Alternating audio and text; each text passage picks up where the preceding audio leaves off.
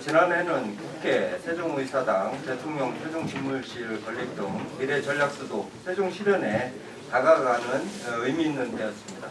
자치행정 분야도 시민들께 보다 나은 행정 서비스를 제공하고 살기 좋은 도시를 만들기 위해 행정 역량을 집중했던 한 해였습니다.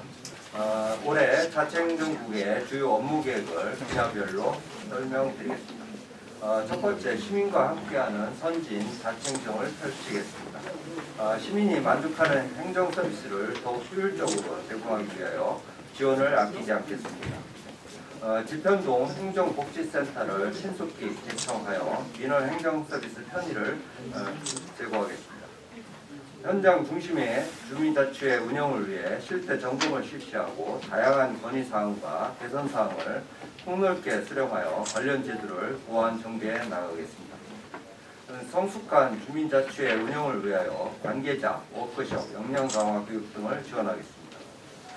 실질적 주민자치 실현을 위해 자치분권 특별회계를 효율적으로 운영하고 읍면동 특색에 맞는 사업을 적극 발굴하겠습니다. 제9회 전국 동시 지방선거를 대비하여 공명선거 추진체계를 확립하고 법정 사무를 차질 없이 추진하겠습니다. 이를 위해 공명선거 추진단을 운영하고 전 직원 대상 공직선거법 교육을 적기에 진행하겠습니다. 온기 나눔 범국민 캠페인과 연계한 집중 자원봉사 주간을 운영하여 자원봉사 활동률을 제고하겠습니다. 기후변화 대응을 위한 탄소제로 운동 등 사회문제 해결을 위한 자원봉사 활동에 시민 여러분이 적극적으로 참여할 수 있도록 독려하겠습니다. 주민들의 생활 편의를 위해 주민 공동 이용시설 확충 및 기능 개선에도 힘쓰겠습니다. 시설 개선이 시급한 마을회관 1곳을 신속히 재건축하고 시설 복구 및 개선이 필요한 마을회관 10곳의 보수공사를 서둘러 마무리하겠습니다. 지편동, 산울동 행복누림터는 개청 전까지 철저히 점검해 시민들이 안전하고 편리하게 이용할 수 있도록 하겠습니다. 둘째, 현장 중심의 소통으로 신뢰받는 시정을 구현하겠습니다. 2026년 시정 방향 및 업무 계획에 대한 시민들의 목소리를 청취하기 위해 새해맞이 시민과의 대화를 이를 통해 실시하겠습니다. 그 외에 다양한 계층을 찾아 현장에서 시민 의견을 청취하는 찾아가는 현장 소통을 계속 추진하겠습니다. 시장과 함께하는 1박 2일 등을 통해 주민들과 직접 대화하며 지역 현안에 대한 해결 방안을 함께 모색하겠습니다. 제7기 시정 모니터단을 운영해 시 주요 정책과 제도에 대한 시민 의견을 수렴하고 시민의 눈높이에 맞는 시정을 구현하겠습니다.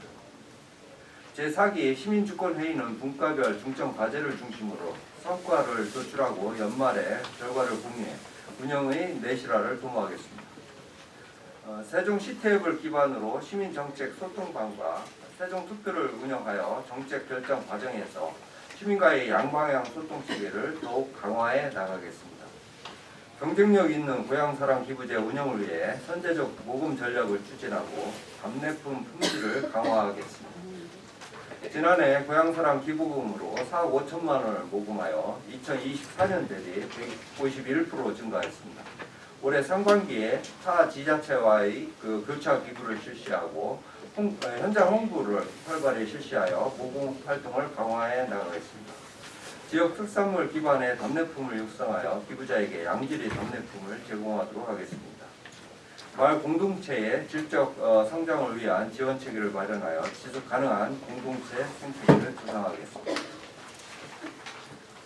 지역 문제를 스스로 해결하는 마을 공동체 공모 사업을 추진하고 성과 공유회를 개최하여 현장 중심의 우수 사례를 발굴하고 확산될 수 있도록 힘쓰겠습니다.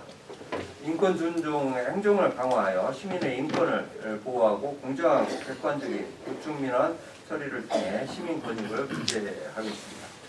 현장 중심의 상담 조사 기능을 강화하여 시민과 소통하는 인권 행정 체계를 구축하고 민원 창구와 언론 등에 대한 모니터링을 통해 선제적으로 고충 민원을 발굴하겠습니다.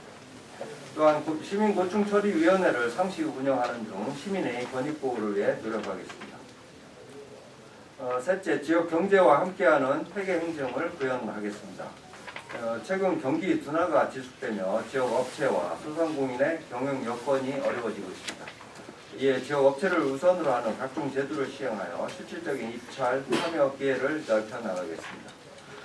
지역 제한 입찰 제도, 지역 의무 공동 도급 제도 등을 적극 시행하여 관내 업체와의 계약 체결률을 높이고 대금 지급 기한을 단축하여 기업의 자금 회전력을 개선할 수 있도록 노력하겠습니다.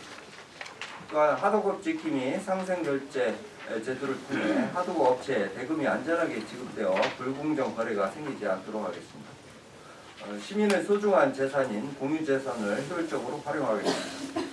보존 부적합 토지는 적극 매각하여 시 재정을 확충하고 미활용 재산을 발굴하고 활용 방안을 강구하겠습니다. 또한 청사를 이용하는 시민들을 위해 시민 쉼터 공간을 조성하고 청사 여유 공간을 활용하여 전시 문화 공간을 제공하는 등 시민이 만족하는 열린 청사를 만들어 가겠습니다. 넷째, 안정적인 지방 세입 확보에 최선을 다하겠습니다. 올해도 국내외 경제 불확실성, 인구 정체 등으로 세수를 확보하는 데 어려움이 예상됩니다. 우리 시는 다양한 세입 확보 방안을 모색하고 적극적인 체납 징수로 지방세 목표액 8,461억 원 달성에 최선을 다하겠습니다. 모바일 전자납부 안내 강화, 전자 송단 기율을 제고하고 취득세 간편 신고 운영 등 징수율을 높일 수 있는 방안을 추진하겠습니다. 특히 지방세 신고자료 재검토 및 사후 관리를 철저히 하여 누락되는 세원이 발생하지 않도록 꼼꼼히 점검하겠습니다. 체납액 징수율 제고를 위해 압류 등 체납 처분과 행정 제재를 강화하여 조세 정의를 실현해 나가겠습니다. 고액 상습 체납자에 대해서는 압류 재산을 매각하고 가상자산, 예금급여 등은 집중 압류를 실시하며 명단 공개 등 모든 가용 수단을 적극 활용하여 엄정 대응하겠습니다. 체납 안내문 모바일 전자송달을 단계적으로 도입하여 납부 편의성을 높이고 빅데이터 인공지능 기반 체납 차량 출연 지도를 활용해 번호판 영치 단속의 효율성을 제고하겠습니다. 또한 철저한 과세 자료 분석을 통한 정확한 세무조사와 감면 의무사항 이행 여부에 대한 검증을 강화하는 한편 자진 신고 납부 사전 안내를 통해 납세자 권익 보호에도 힘쓰겠습니다. 다섯째, 배움으로 시민의 성장을 지원하는 미래교육을 구현해보겠습니다. 미래 인재 육성을 뒷받침할 수 있는 실질적 교육 지원 체계를 강화하겠습니다. 시와 교육청 간 소통 협력 체계를 강화하고 법정, 비법정 전출금을 통해 교육 재정을 지원하겠습니다. 학부모 교육비 부담 경감을 위해 중고등학교 신입생 교육비를 지원하고 셋째 이상 다자녀 가정 초등학교 학생에게 입학 지원금을 지급하겠습니다.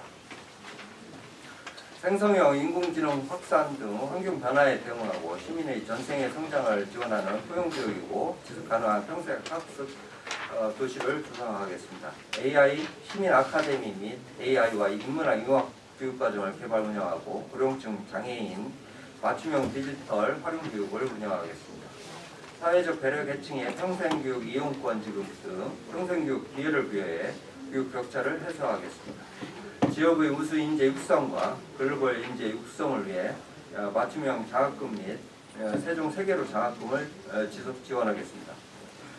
행복 누림터를 활용한 방과 후 활동 프로그램 운영으로 창의적인 학습 기회를 제공하도록 하겠습니다.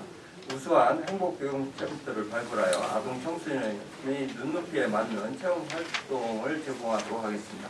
2026년은 시민 여러분과 끊임없이 소통하며 시민의 목소리가 정책에 적극 반영될 수 있도록 최선을 다하겠습니다. 지방세 세입 전망은 올해와 비슷한 수준으로 전망이 사실 되고요. 경제 여건은 크게 나아졌다라고는 볼 수 없다라고 이제 판단이 됩니다. 우리 그 세정과에서 8,461억 원으로 이제 예측을 해서 예산에 이제 반영을 갖다 좀 했고요. 다만 작년도의 실질적인 징수액은 8,768억 원으로 지금 현재 26년도 예산액보다 약 한 307억 원이 이제 더 징수가 된 상황입니다. 더 징수하게 된 사유는 이제 공동주택 입주 물량이 작년에는 876호가 있었었고요. 올해는 사실은 이제 발생하지를 않습니다. 그리고 스마트 국가산단이 작년도에 한 40억 정도 이제 취득세가 이제 징수될 것으로 이제 예측을 했습니다만, 그리고 나머지는 올해 징수될 것으로 예측을 했는데 작년도에 이제 약 한 100억 정도가 징수를 됐고, 이러한 요인들, 특수 요인들을 살펴봐서 특수 요인들이 발생이 돼서 약 307억 원이 더 발생됐다라고 생각이 되는데요. 올해 사실 현실적으로 이제 보수적으로 이제 세임 예산액을 잡은 건 맞는 것 같고요. 이후 이제 조금 공동주택 거래량들이 이제 일부 조금 이제 증가하는 부분이 좀 발생하고 있어서 여러 가지 기대와 그러니까